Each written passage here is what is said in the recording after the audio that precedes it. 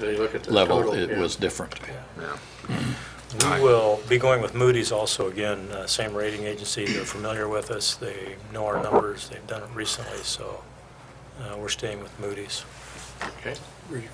Yeah, we need a motion? Yep. Mr. Mayor, before we read it, I do want to make a statement, though. I want to offer kudos to Greg for taking the opportunity to save on this bundling of bonds. But that being said, I do absolutely support the Sequoia Parkway extension, but the bulk of this money is still for the construction of a building that is a civic project that we'll never see any revenue from, and my position on spending urban renewal money on civic structures has not changed, and I feel that a vote in this for this resolution would imply that, so therefore I don't support the resolution. Well, Mr. Mayor, I move we pass the resolution 1141, the resolution authorizing the issuance and negotiated sale of full faith and credit refunding obligations for the purpose of financing capital improvements and refund certain outstanding obligations of the city in the aggregate principal amount not to exceed $14,900,000. Designated as an authorized representative, underwriter, and special counsel, authorizing appointment of a financial advisor, authorizing the execution and delivery of a financial agreement and an escrow agreement, and authorizing an intergovernmental agreement with the city, or pardon, with the Canby Urban Renewal Agency and related matters. I'll second that. Since you did the heavy lifting in Redland. it's been moved by Councilor Daniel, seconded by Councilor Parker to adopt resolution number 1141, a resolution authorizing the issuance and negotiated sale of full faith and credit and refunding obligations for the purpose of financing capital improvements and refund certain outstanding obligations of the city in an aggregate principal amount not to exceed $14,900,000, designating an authorized representative, underwriter, and special counsel, authorizing appointment of a financial advisor, authorizing execution and delivery of a financing agreement and an escrow agreement, authorizing an intergovernmental agreement with the City Urban Renewal Agency and related matters. All in favor? Aye. Aye. All opposed? No. Passes 4-1. The next item we have is Resolution 1143. This is adopting the City of Canby drug and alcohol policy for use with DOT-regulated employees and identifying an effective date.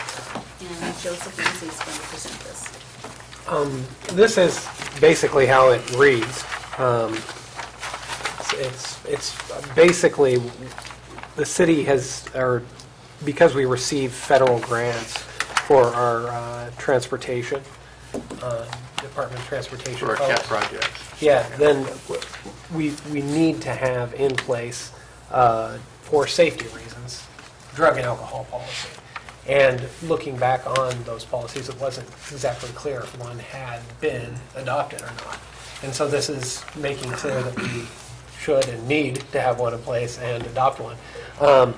And they, for the most part, mimic the federal policy, which the feds mandate a policy, and they have one themselves, and you're able to adopt that if you want. We have only a few slight tweaks to it. One particular point of interest, which had to be negotiated with the AFSCME negotiator, who their attorney, was the federal rules seem to be silent, and this is a recent change, in fact, as late as today. The federal rules are silent as to if somebody's on the job and somehow randomly gets tested and is between, for alcohol level, between a .02 and a .04, right in that window. They have to leave, but they can come back when they measure at a .02 or the next shift. Minimum 8 hours. Yeah. Or And, shift. and so they were silent as to whether or not that would lead to any disciplinary action. And so we were able to hammer out the idea that that in and of itself, the first time, doesn't necessitate discipline, but then any future repeat moments in that window could potentially. Not that it absolutely will, but it could. And so that's the only real tweak that we made to the federal guidelines, was just allowing for the potential that repeat offenders to that degree might face some sort of disciplinary action if they were to find themselves in that unfortunate circumstance. Lightning strikes more than once. So the federal government was quiet on this issue? Quiet on that being a issue. disciplinary issue, yeah. It's a Interesting. safety issue, but whether or not workplace discipline should So be if they- mandated from Whether you that. get one bite of the apple or not. And disciplinary in terms, is it laid out specifically in terms of, is it just a, well, here's documentation in your file, or, I mean, Well, some of these, call for counseling. Some of them call for, certain Time off. drug convictions or next certain, 10 years. DUI level catches would mandate certain levels of treatment. That particular window is only treated federally as a go home sober of. so if we have drivers that are blowing a, what was it, a .02 or to a .04, Yeah.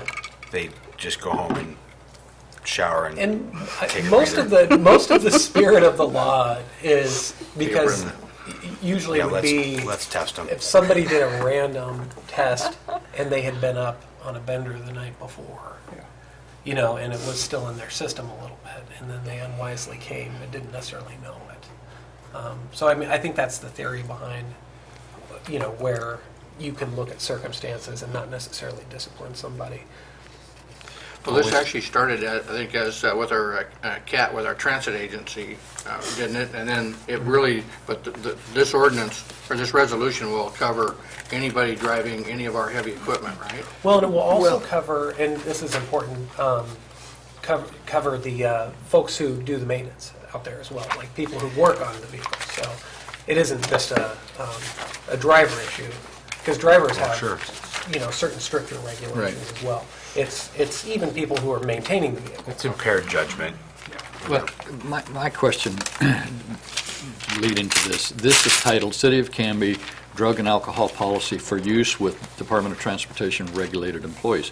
Do we not have a drug and alcohol policy for city employees on the books? Yes. Yeah, And but this- it isn't, it doesn't as closely match the federal regulations. Okay. And we needed to be, Yeah, okay. basically at least minimally the same as them, if not stricter. Okay, but we do have something for all employees with drug and alcohol issues during working hour kind of things, a policy on the books. Okay, I thought maybe, Okay, and sorry, My I kind impression, of we didn't have I anything. misrepresented, I guess, what the reality Okay. is, which is this is one that's So- more specifically tailored for. but Department of Transportation regulated employees have a different standard in certain areas than our, okay, I Most certainly understand. because of the safety issues. Because of the that, driving, yeah. Councilor Hodson Yeah. brought up. So is our current situation, are we stricter than the feds, or are we on par? We're on par with the exception of, for sure, the one that I noted, because that was down to negotiation here at the last hour. Because we felt it was, to be silent on that was probably more irresponsible. But otherwise, for the most part, we're on par with them. I wouldn't be afraid to be stricter. I mean, even in the restaurant industry, there's still that piece of, like you said, the bender the night before, and you show up the next day, and there's the, I think the phrase is called a hangover. I think it's called that. I don't know. I don't do those You've things. heard of that. I've heard of it. That still, in many cases, still theoretically under the influence and impairs your judgment, and It certainly doesn't lead to good customer service if you're in a customer service. Certainly. yeah, or other things. Yes. Well, and I would agree, and the other danger, obviously, and this is something I look at it from a prosecution standpoint, is you can be under the influence if you're impaired, which is to a noticeable or perceptible degree you're adversely affected. And that happens sometimes with a mix of prescription drugs. Yeah. Say you had your bender last night, your liver's working, and you're still at a .03, right? And yet you've mixed now something that you take every morning, starting Monday morning, and maybe then there's synergistic properties that kick in. And so, I mean, this is something that we would take really seriously. How do you keep track of these? In other words, you say if it becomes a habitual thing, is that a record going, I mean, something go into their file to let you know that there's a tickler, so hey, this person's been Yes. random as one?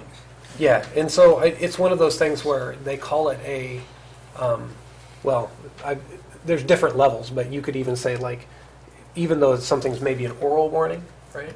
Sometimes you have to document. note. Yes, you have to document. You have to actually oral put it in warning. writing, even though an oral is usually less than a written. You That have sort to of have date thing. and time. Yeah. You just have to keep track. But we're effectively talking about, not that many employees either, so. And sometimes people are surprised, but just collectively, people remember. They're like, hey, didn't this happen last November? So, There's nothing in my file, you can't prove it. It was a cookie hangover. Hey, I had milk, it was Milk's drunk. good. Yes. I need a motion. Mr. Mayor, I would move move adoption of resolution number 1143, a resolution adopting the City of Canby drug and alcohol policy for use with DOT-regulated employees and identifying an effective date. I'll second.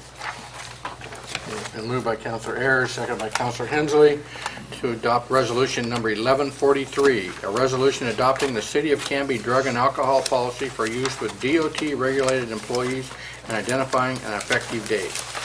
All in favor? Aye. Yes. All opposed? Passes 5-0. Okay, moving on here.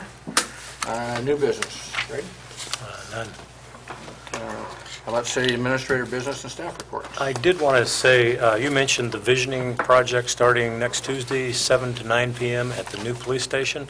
I want to reiterate that and let people know that I'm getting a lot of feedback saying this is going to be a good thing. I'm anxious to be there. People are excited. I've got a couple of facilitators coming in from outside that I've known for years. And they're ex-city managers, so don't hold that against them. Are they recovering? Recovering city, they'll tell you that, too. Yeah. And actually, I've got some local people from the Ford Leadership Program. They're going to be facilitators at the task forces as we break out from this meeting on Tuesday, the 25th. So I'm really excited, and I'm looking forward to it. I think with our First Avenue project coming along very well, with the streets basically paved all the way through, and the parking lot from Ivy to Grant paved and using right now, I think it's going to be a big plus. I would like to have Jesse or somebody put a sign out on at Grant between there and Elm that there is no through street. People are parking all the way down on both sides, and there's almost no place to turn around for anything bigger than a small car. So you might just put something out there that says it's not a through street at this time. Okay. Yeah, Great. good idea. Okay, anything else? Okay. Nothing more. Thank you. Citizen, go ahead. I have one thing I would like to disclose, if you will. I was invited by Greg and Amanda to sit in on the interviews for the new finance director. So Monday morning, we'll be interviewing the three candidates to replace Sue Ingalls. Yeah, I wanted to say Ryan, but Sue Ingalls. So we'll be interviewing them Monday morning, and hopefully we'll have a recommendation for a replacement for our finance director. Okay, thank you. Any more citizen input? Seeing none, action review? You've adopted resolution 1141 and 1143. Great. Any executive session? Move we adjourn. Been moved by Counselor Daniels. Can I get a second? All right, second. Seconded by Counselor Hodgson. Smack the gavel. And all in favor? Say Aye. Aye. Passes 5-0. Good night, Canby. He said yes, not I.